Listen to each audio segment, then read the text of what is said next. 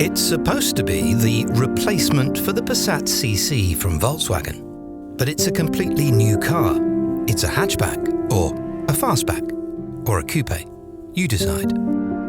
Whatever you think it is, it's arguably the nicest looking car they make. The question is, what is the point though? Especially in a world where everybody wants cars to be high up, not low, like that. Then there's the interior. It's dark. You'll need a pan roof, and that's not free. It looks like a Passat inside a bit, and isn't the quietest car either.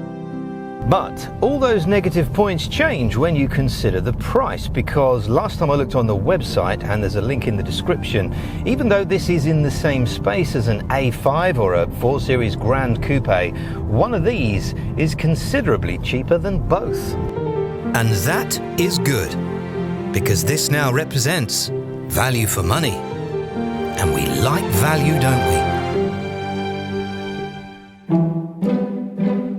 This Arteon is a front-wheel drive, 190 horsepower petrol 2-litre. There's a clever 1.5 petrol and 2 performance ones, along with some 4-wheel drives, all of which have this. Right, so this is the new improved driver assistance systems, which is upgraded. So I'm going to put in menu, driver assistant, lane assist, active. Going to put it all on, basically. Side assist, active, dynamic road sign display. Now, if this works, this is going to put all other cars in this segment away. So let's see if it works.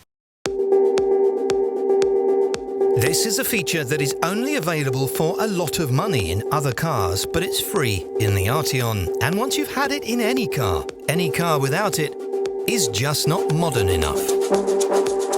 Right, so I had this set earlier, so I'm just going to press resume. One button, and we are now into auto cruise. So what it's doing is it's following the car in front, as you would expect from auto cruise. However, this also knows that I'm in a 40 and will slow down, as it's doing now, as I reach a 30. And as I come to this roundabout, not only is the car now braking because of this car in front, but it's also braking because it knows there's a roundabout. So now I'm coming off the roundabout, and it's now going into a 40, and it's now speeding up.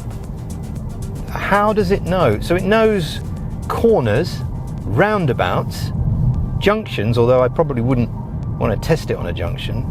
And this is great. So what's going to happen now is we're going to get into a traffic situation, and it should do traffic assist. So here, everyone's braking quite suddenly. Look at that. Absolutely brilliant. Right, will it pull off? It is pulling off. This, wow. Okay, well, that works. Other technology is CarNet, which remotely sends a route to your car from your phone, preheats the windows, or sounds the horn when you forget where you've parked. CarNet intrinsically includes Android Auto and CarPlay. You get a virtual cockpit and an almost perfect driving position and seat. On now to the handling. How would I describe how this drives? Well, I know it seems like a cop-out, but I would say like a VW, like an expensive VW, because let's be honest, there isn't really a Volkswagen that drives badly. Even the Polo is a brilliant driving car. I know, I said that out loud. The only thing I would probably say is get the smallest wheels because of the road noise. Good surfaces, again, you see they test these cars in Germany where the roads are beautiful. Bring it over to England and you can hear stuff. It's irritating, but expensive and accomplished. There.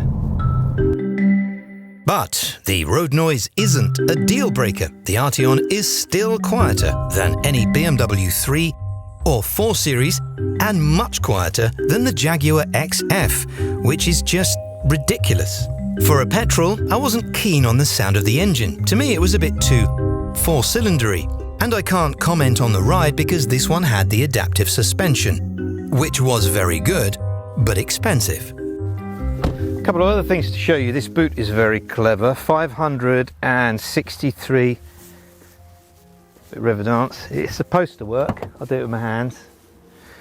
563 litres in there, so in perspective the Grand Coupe 4 Series and the A5 something like 450 litres, so that is big. You might even get like a bike in there, like a racing or a mountain bike in there. Worth trying. Take it in somewhere and ask if you can. Take a muddy bike. Can I just put this in there? The legroom in the back here is very generous. That was surprising. There's probably a pull-down cup holder thing covered in leather. That's really soft. Oh my goodness, I am so impressed. This lights up at night, that's good. Nice leather on the back here. In fact, it's probably more A7 than it is A5 or BMW 4 Series Grand Coupe. It's almost like a class above. Speaking of the high-tech A7, let me show you this. Yeah, because VW are amazing at technology, and just to show you, I've started the engine because what will appear now as if by magic is the head-up display. Now this is a very advanced one. Who needs projecting onto the road ahead or anything built in when you can simply have a piece of plastic? There. So there's an option you don't need. Well, we like to save you money. It's a consumer review, isn't it? Oh, and also maybe consider the colour, because that kind of polarised the office opinion there. Some people thought it was gold, others said it was something to do with babies, I think I remember. I also thought that it would drive like a Passat, but it doesn't. And it's more comfortable than an A5. I also thought this 190 horsepower petrol engine was going to be rubbish and ordinary and underpowered, and actually it isn't. There's tons of torque right up to the speed limit, and then, well, it does kind of end there. It's sort of, that's it. But I don't care. There's enough where you need it to be. Before you know it, you're speeding anyway. The main thing is 41 miles to the gallon. 41 miles to the gallon. Yes, but not so impressive was when the navigation forgot to remind me that the M4 was closed at 3 o'clock in the morning. Thanks for that. Apparently if I'd have connected CarNet it would have done, but I didn't mind being driven around the B roads in the middle of the night because it meant I could see the active lighting system and the way it swayed and pirouetted and drew shapes around things like it's at a rave. And so I don't want to be hyperbolic here at the end, but I am a sucker for a good quality cruising machine. And that's what this is. And it's not too expensive either. So maybe that's the point of it.